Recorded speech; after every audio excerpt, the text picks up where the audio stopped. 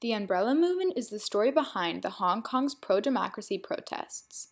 The name itself was created when protesters used umbrellas to protect themselves from the violence that the police were using. The umbrellas then became a symbol of the movement itself. Hong Kong's government is composed of a parliament in the form of a legislative council. The two systems practiced in Hong Kong are prescribed by the Basic Law, the constitutional document which came into effect on July 1st, 1997. The Hong Kong Special Administrative Region has an independent judiciary. They are responsible for the administration of justice and the decisions of cases in accordance with laws. It has been 5 months since Hong Kong's Umbrella Revolution came to a close.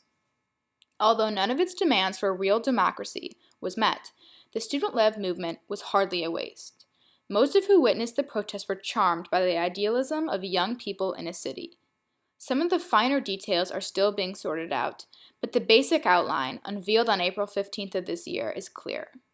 Candidates running in the 2017 election for position of chief executive, Hong Kong's top office position, will be vetted by 1,200-strong pro-Beijing nominating committee. A maximum of 3 candidates, each supported by more than half of the committee members, can go forward with the ballot. Therefore, no change has been made as a result of the protest. Hong Kong's government was never going to let a nonviolent protest change the style of their government, but the Umbrella Movement has shed a light on Hong Kong and its people. Hong Kong consists of 2 parts, Hong Kong Island and the Kowloon Peninsula. Both of these are very dense urban areas. The new territories, which is the majority of Hong Kong today, were leased to the British with a 99-year lease.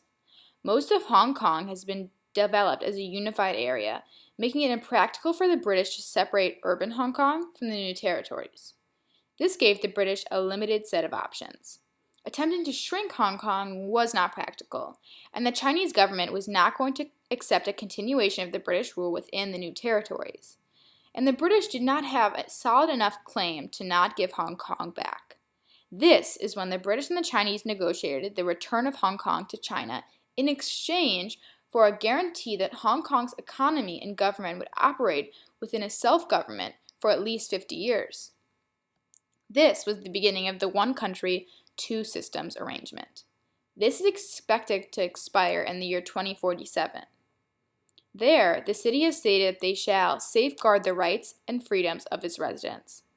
Now, Hong Kong's top political post, that of the chief executive, is once again chosen by the nominating committee, most of them consisting of pro-Beijing elites. Now, China relies on Hong Kong because Hong Kong was China's gateway into the communist world. So the agreement works very well in favor for China, but not so much Hong Kong. Hong Kong residents have said over the past few years, the central government has been slowly and systematically tightening its grip over the city, leading them to feel not only politically marginalized, but economically squeezed. This is causing people to question their own government and the demand for a true universal suffrage, to demand the end of Chinese oppression and control. This past summer, the Hong Kong government announced to Hong Kong citizens that those elections could proceed only if the Chinese government selected all of the candidates. To the people of Hong Kong, that meant that they wouldn't have much control over their own government at all, once again leading to a non-democratic system of government. Hong Kong's politics have become more and more polarized between pro-Beijing and pro-democracy associations. Therefore, protests have become more confrontational. It is not very clear on what type of agreement will satisfy all of the demonstrators if the government does indeed fail to grant its citizens the right to vote in the 2017 election. Using a park near the Hong Kong's government headquarters as a base, the protesters have blocked out many of the city's main thoroughfares, forcing authorities to divert about 80 bus routes. Now, the Umbrella Movement is much like the square that depicted the 2011 Egyptian revolt. They occupied the area around Hong Kong's government headquarters just as the Egyptians occupied the square. Police brutality is also something both movements experienced. A nonviolent approach was countered by violence from the police. Both Hong Kong citizens and Egyptians both had a common goal, but both movements dealt with having to reject violence from police and military forces. Hong Kong police not only fired volleys of tear gas into the crowd, but according to reports posted online, protesters were running and pleading for water and paper towels. Police have threatened to use a higher degree of force if the demonstrators do not disperse. The movement's leader, Benny Tai, said, "We will reiterate that we will stand firm in our belief in peace and nonviolence. We urge Hong Kong people to respond to the call of history and to stand up and to have the courage to be a real Hong Kong citizen." A Democratic activist, Jimmy Lai, said, "Whoever loves Hong Kong should come and join us. This is for Hong Kong's future." Demonstrators barricaded themselves inside the protest zone using metal barriers that were brought by the authorities. They had to put on protective gear and defense in case the police were to use pepper spray or tear gas again. They wrapped their faces with plastic wrap and wore raincoats along with goggles and surgical masks in order to reject the violent acts of the police force. In Hong Kong, the political tensions continue.